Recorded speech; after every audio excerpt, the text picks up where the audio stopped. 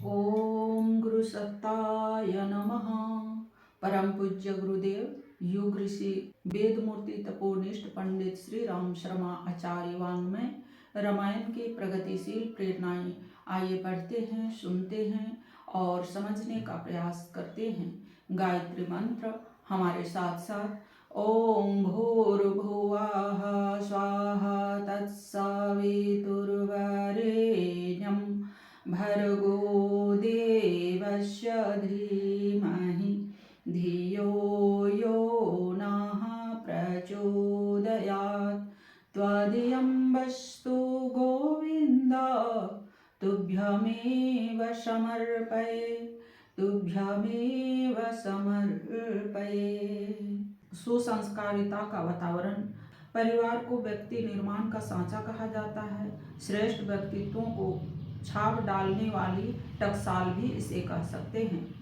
विभिन्न उत्पादन केंद्रों से ठीक उत्पादन पाने के लिए उनमें उसके अनुकूल परिस्थितियां पैदा की जाती है। सूत कताई मिल में नमी का एक विशेष स्तर बनाकर रखा जाता है।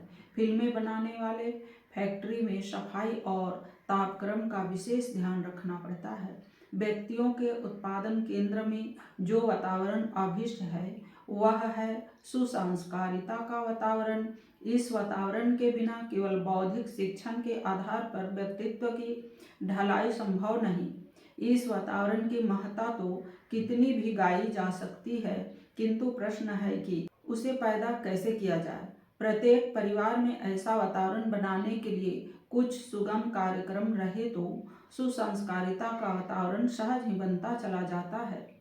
उन्हें सही ढंग से निष्ठापूर्वक क्रियान्वित किया जाता है और उसका लाभ परिवार को मिलता रहता है। रामचरितमानस में भी यह कृत्य परिवारों में निष्ठापूर्वक चरितार्थ किए जाते हैं।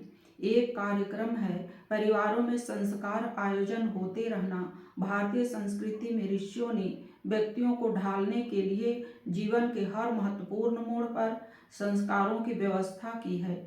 सामान्य धातु बार बार संस्कारित होने से मूल्यवान रस भस्म में बदल जाती है। सामान्य जंगली जड़ी संस्कृति होकर रसायन बन जाती है। जंगली खूंखार जानवर संस्कार पाकर सहयोगी और कमाऊ बन जाते हैं। सामान्य व्यक्तित्व संस्कार पाकर महामानव, ऋषि एवं देव मानव स्तर के बन सकते हैं। संस्कारों में ऐसी ही व्यवस्था है। संस्कारों के माध्यम से परिवारों को और भी प्रत्यक्ष परोक्ष लाभ मिलते हैं।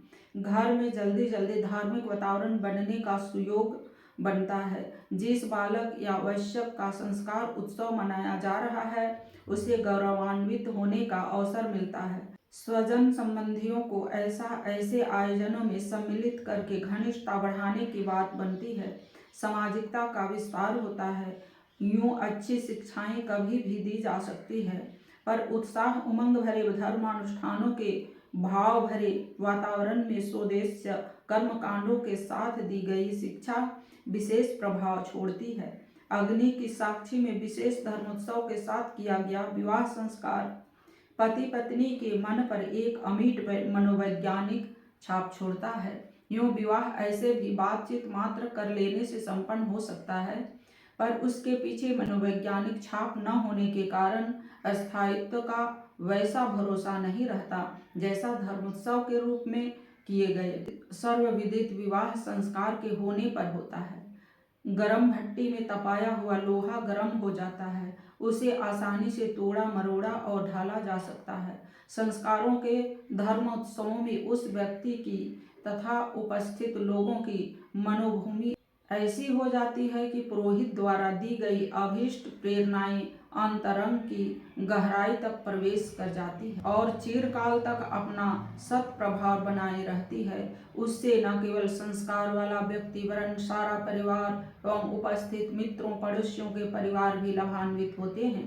परिवार परिष्कार का महान प्रयोजन पूरा होने के लिए घरों में धार्मिक वातावरण बनाए रहने के लिए संस्कारों की धर्म प्रक्रिया शास्त्रकारों ने प्रचलित की है।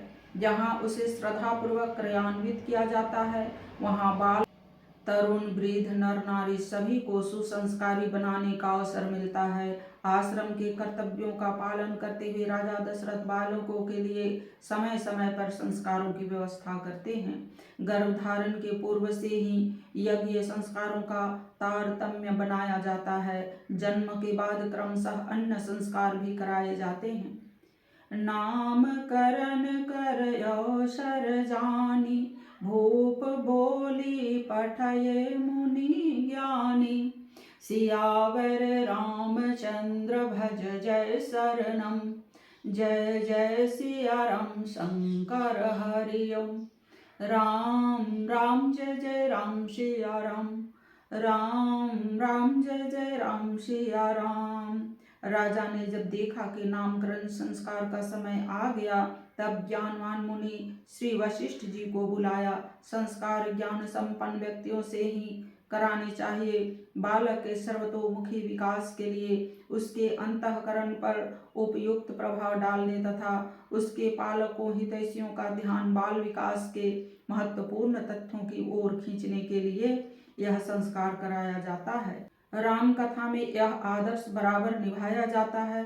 चारों भाई स्वनाम धन्य हैं, उनके नाम को कहीं बट्टा नहीं लगता। उनके स्नेही अभिभावक गुरु सभी स्वयं कष्ट सहकर भी उन्हें आदर्शनिष्ठ बनाने में योगदान देते हैं। दशरथ जी मरकर भी उन्हें विचलित नहीं करते। माँ कौशल्या अपने अधिकार को ताक में रखकर उन्हें आदर्शनिष्ठ बनने देती है। राम जैसा लोक मंगल के लिए कटिबद्ध, लक्ष्मण जैसा सत्पुरुषार्थ का सहयोगी, भरत जैसा निष्पृह तेजस्वी चरित्र और शत्रुघ्न जैसा मुख कर्मठ साधक विश्व साहित्य में खोजने पर भी नहीं मिलेगा। नामकरण के बाद बच्चे के मस्तिष्क के विकास तथा भारतीय संस्कृति की प्रतीक शिखा स्थापना के लिए चूड़ाकर्म संस्कार, मुंडन संस्कार किया जाता है। चारों भाइयों का संस्कार भी कराया गया। चूड़ाकरण किन्हा गुरु जाई, विप्रनः पुनि दक्षिणा बहु पाई। सियावर रामचंद्र भज जय शरणम, जय जय सिया राम शंकर हरि ओम। राम राम जय जय राम सिया राम, राम राम जय जय राम सिया राम। आज के वीडियो में इतना ही। लाइक, सब्सक्राइब और शेयर करें। धन्यवाद। ओम शांति।